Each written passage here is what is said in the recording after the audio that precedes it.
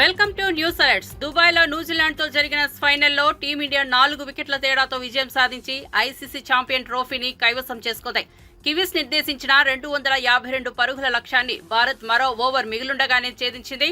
Captain Rohit Sharma 76, Shreyas Iyer 48, KL Rahul 34, Axar Patel 29 పరుగులతో రాణించారు. చివర్లో రవీంద్ర జడేజా బౌండరీ కొట్టి గెలుపును ఖరారు చేశాడు. ఈ టోర్నీలో టీమిండియా ఒక్క మ్యాచ్ కూడా ఓడిపోకుండానే టైటిల్ నెగ్గడం విశేషం.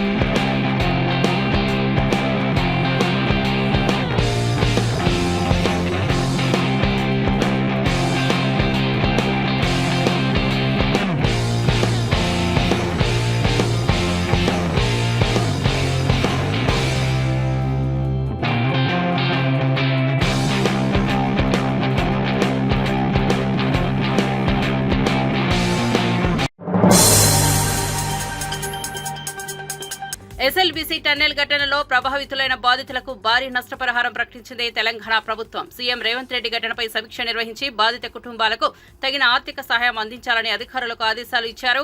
ప్రభుత్వం బాధితులకు అండగా ఉంటుందని స్పష్టం చేశారు.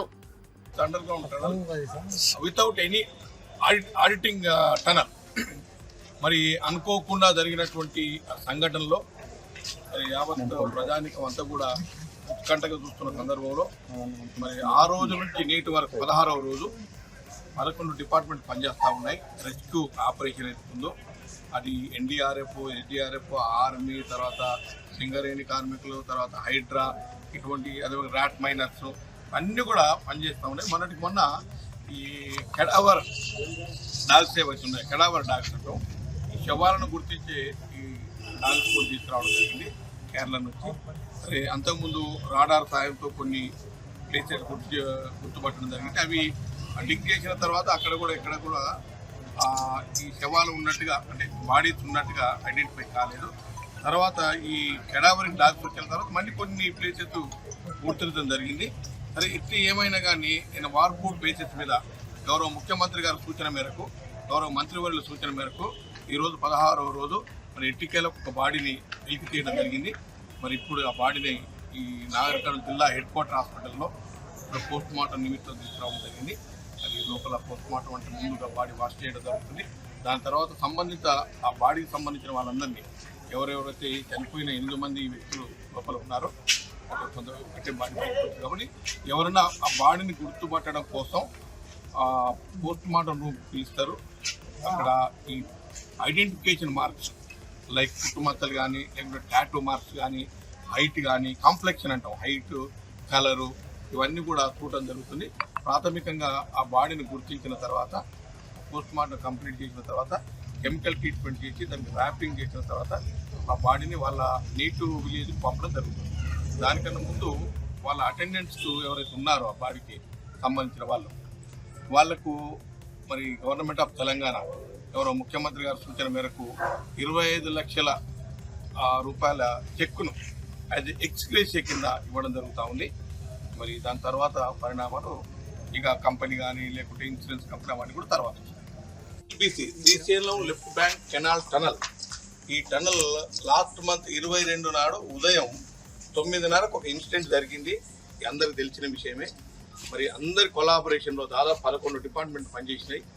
మరి గౌరవ ముఖ్యమంత్రి గారి సూచన మేరకు వారు ఎప్పటికప్పుడు మానిటర్ చేస్తూ అదేవిధంగా సంబంధిత మంత్రివర్యులు జిల్లా మంత్రులు అందరం కూడా మానిటర్ చేయడం జరిగింది. అన్నిటికి మించి బీఆర్ఎస్ ప్రభుత్వ హయాంలో 9 సంవత్సరాల్లో మహిళలకు 1,00,000 కోట్ల రూపాయలు అందించామని మాజీ మంత్రి హరీష్ రావు అన్నారు. కేవలం 2023-24 ఆర్థిక సంవత్సరంలోనే 13,000 కోట్ల రుణాలు ఇచ్చామని స్పష్టం చేశారు. మేము 10,000 కోట్ల రుణాలు కూడా ఇవ్వలేదని అబద్దాలు చెప్పడం తగదన్నారు. అసెంబ్లీలో సాక్ష్యాలతో నిరూపిస్తా చర్చకు సిద్ధమా బట్టి విక్రమార్క గారు అని సవాల్ విసిరారు. బట్టి గారు కొంచెం వెనక ముందు చూసుకోండి. మీరు ఆర్థిక శాఖ మంత్రి, అన్ని వివరాలు మీ దగ్గర ఉంటాయి. నిన్న బట్టి గారు మాట్లాడుతూ ఏమన్నాడో ముందు చూసిన తర్వాత నేను విషయానికి వస్తాను. 10 సంవత్సరాల బడ్జెట్ గురించి ఒక 10,000 కోట్ల రూపాయల మీ గురించి ఆలోచన చేసి వడ్డీ లేని రుణాలు ఏమన్నా ఇచ్చాడా? ఏమైంది ఆ రోజు? లేకపోతే 10 సంవత్సరాల బడ్జెట్ గురించి ఒక 10,000 కోట్ల రూపాయల మీ గురించి ఆలోచన చేసి వడ్డీ లేని రుణాలు ఏమన్నా ఇచ్చాడా? ఏమైంది ఆ రోజు? సో బట్టి గారు ఏమంటున్నారు, మొత్తం మా 10 ఏళ్ల పాలనలో 10,000 కోట్ల రూపాయల వడ్డీ లేని రుణాలైనా ఇచ్చారా అని గొంతు పెంచుకొని మాట్లాడాడు. బట్టి గారు ఒకవేళ 2022-23 సంవత్సరంలోనే 13,000 కోట్ల రూపాయలు ఇచ్చాం. 1 ఫైనాన్షియల్ ఇయర్. మా ప్రభుత్వం అధికారంలోకి వచ్చినాడు ఆనాటి కాంగ్రెస్ ప్రభుత్వం హార్డ్లీ 3,000 కోట్లు 2,000 కోట్లు ఇచ్చింది వడ్డీ లేని రుణం. మీరు 2,000-3,000 కోట్లు మీరిస్తే 1,00,000 కోట్ల రూపాయలు మహిళా సంఘాలకు మేము బ్యాంక్ లింకేజ్ ఇప్పించాం. 1,00,000 కోట్లు ఇప్పించాం. అది సెర్ప్ ద్వారా, మెప్మా ద్వారా, స్త్రీనిధి ద్వారా 3 రకాలుగా 1,00,000 కోట్ల రూపాయలు బ్యాంక్ లింకేజ్ ఇచ్చింది బీఆర్ఎస్ ప్రభుత్వం. కానీ నువ్వేం మాట్లాడుతున్నావు? 10,000 కోట్లైనా ఇచ్చారా అంటున్నావు. 10,000 కోట్లు మేము దిగిపోయే సంవత్సరం 9 నెలల్లోనే 10,000 కోట్లు ఇచ్చాం. 2023-24లో మేము డిసెంబర్ 7కు దిగిపోయినాం. ఆ 9 నెలల్లోనే 10,000 కోట్లు ఇచ్చాం. అంతకుముందు ఫైనాన్షియల్ ఇయర్లో 2022-23లో 13,000 కోట్లు ఇచ్చాం. మొత్తం మా 10 ఏళ్లలో కరోనా పీరియడ్తో సహా 10,00,000 కోట్ల రూపాయల బ్యాంక్ లింకేజ్ ఇచ్చాం మేము. కానీ నువ్వేం మాట్లాడుతున్నావు ఈరోజు? 10,000 కోట్లు అయినా ఇచ్చారా అని మాట్లాడితే అంటే ఎవరు చెక్ చేసేటోడు ఉండడు, నిన్ను అడిగేటోడు ఉండడు. నువ్వు ఏది మాట్లాడితే అదే అనుకుంటావా? లేవా డాక్యుమెంట్ లేవా? నేను చెప్పేది తప్పైతే బయట పెట్టు, అసెంబ్లీలో చర్చ పెట్టు. ఇప్పుడు అసెంబ్లీ స్టార్ట్ అవుతుంది కదా, మాట్లాడదాం పట్టు. ఏ ఇయర్ ఎంత ఇచ్చినామో నేను చెప్తా. మెప్మా ఎంత ఇచ్చినాం, సెర్ప్ ఎంత ఇచ్చినాం, స్త్రీనిధి ఎంత ఇచ్చినాం నేను చెప్పనీకి రెడీ ఉన్నా. నేను ఆర్థిక శాఖ మంత్రిగా పనిచేసిన కదా. 10,000 కోట్లు కూడా ఇవ్వలేదని పచ్చి అబద్ధాలు జస్ట్ స్లీపింగ్ రిమార్క్స్ చేస్తే ఎట్లా బట్టి గారు? అండ్ పర్సనల్ కామెంట్స్ చేస్తే ఎట్లా? నువ్వు వాస్తవాలు తెలుసుకొని మాట్లాడు, నిజాయితీగా మాట్లాడు.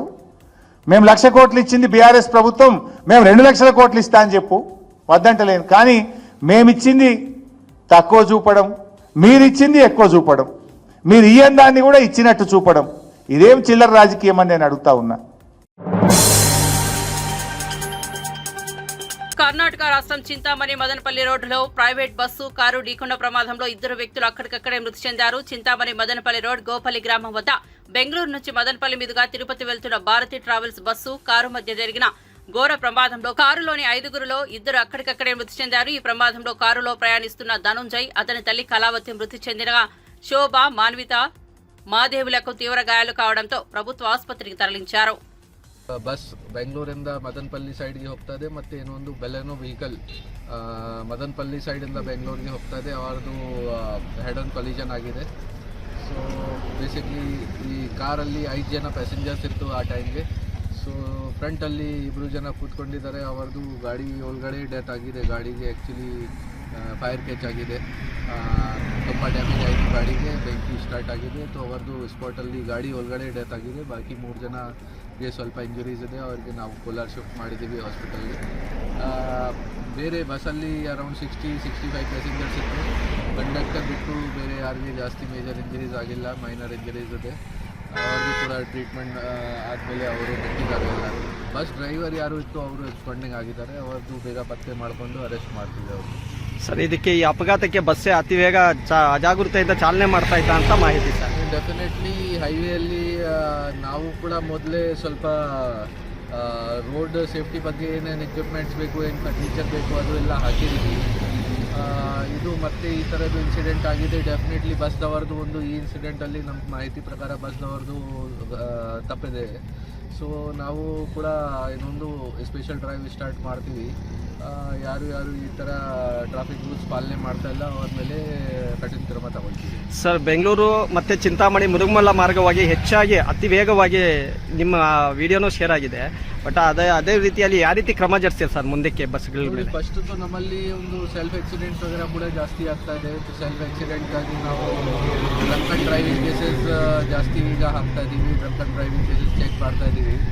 ಜೊತೆಗೆ ರೋಡ್ ಅಥಾರಿಟಿ ಯಾರು ಹಾಕಿದ್ದೀರಾ, PWD ಇದೆ, NHAI ಇದೆ, ಯಾರ್ಯಾರ್ದು ಇದೆ ಅವ್ರ ಜೊತೆ ಕೋಆರ್ಡಿನೇಷನ್ ಮಾಡಿಕೊಂಡು ಬ್ಲ್ಯಾಕ್ ಸ್ಪಾಟ್ಸ್ದು ಕೂಡ ಅದು ಚೆಕ್ ಮಾಡೋಕ್ಕೆ ಐಡೆಂಟಿಫೈ ಮಾಡಿ ಆಮೇಲೆ ಏನು ಮೆಜರ್ಸ್ ಬೇಕು ಅಲ್ಲಿ ಕರೆಕ್ಷನ್ ಮಾಡೋಕ್ಕೆ ರೆಕ್ಟಿಫೈ ಮಾಡಿದ್ದೀವಿ.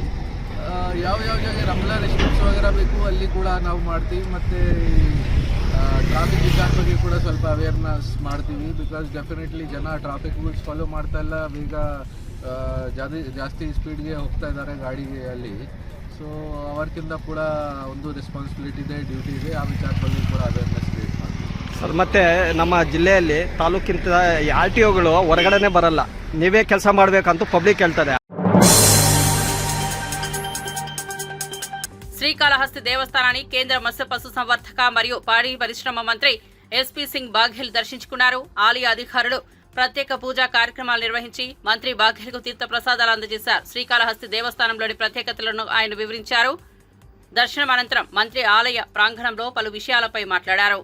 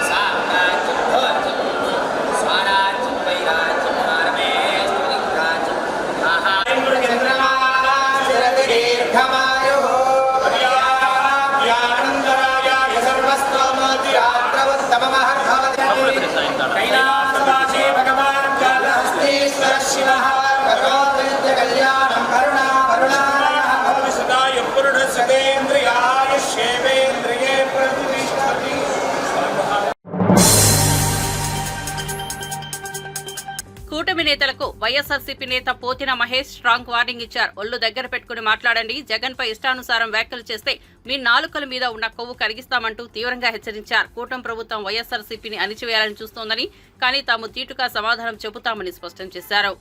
తల్లిదండ్రులు కానీ విద్యార్థులు కానీ మిగతా వాళ్ళు కానీ దొడ్లు గడగాలని విద్యార్థులకి పిలుపునిచ్చిన పవన్ కళ్యాణ్ గారి గురించి ఎందుకు మాట్లాడరు?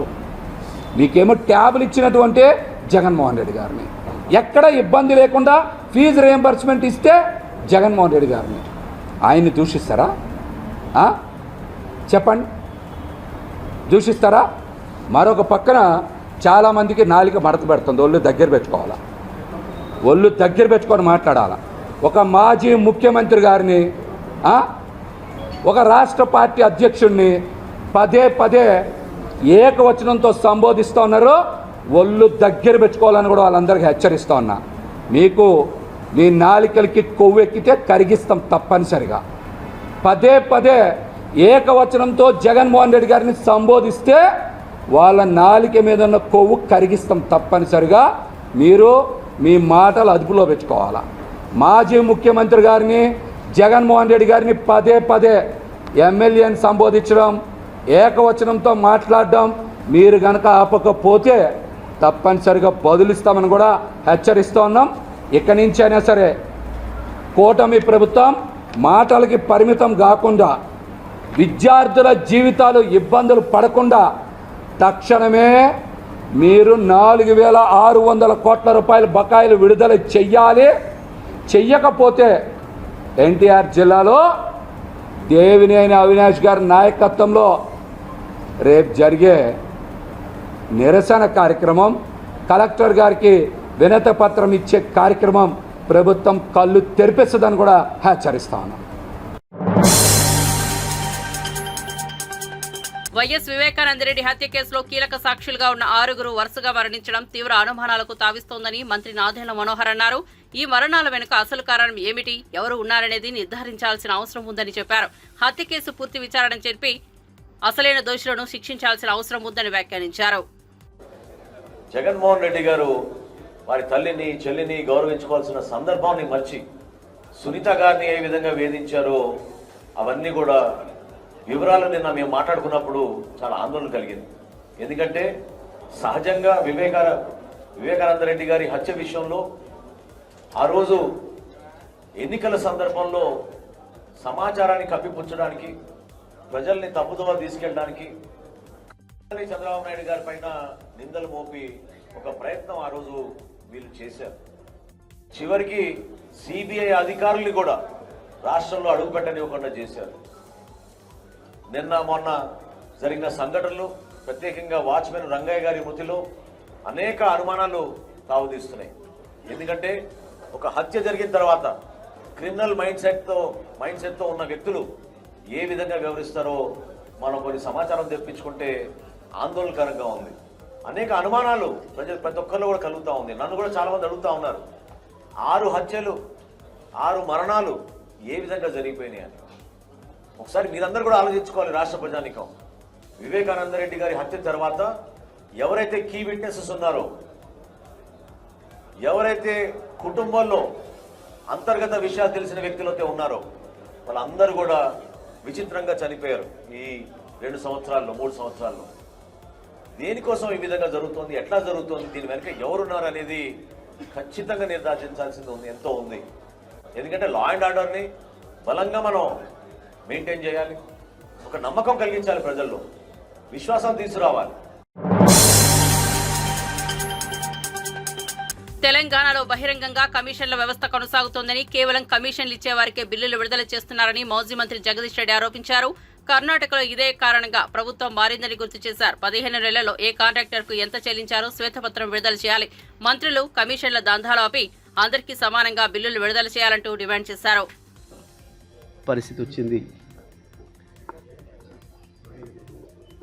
ప్రజలకు ఇచ్చిన హామీల సంగతి పక్కన పెడితే,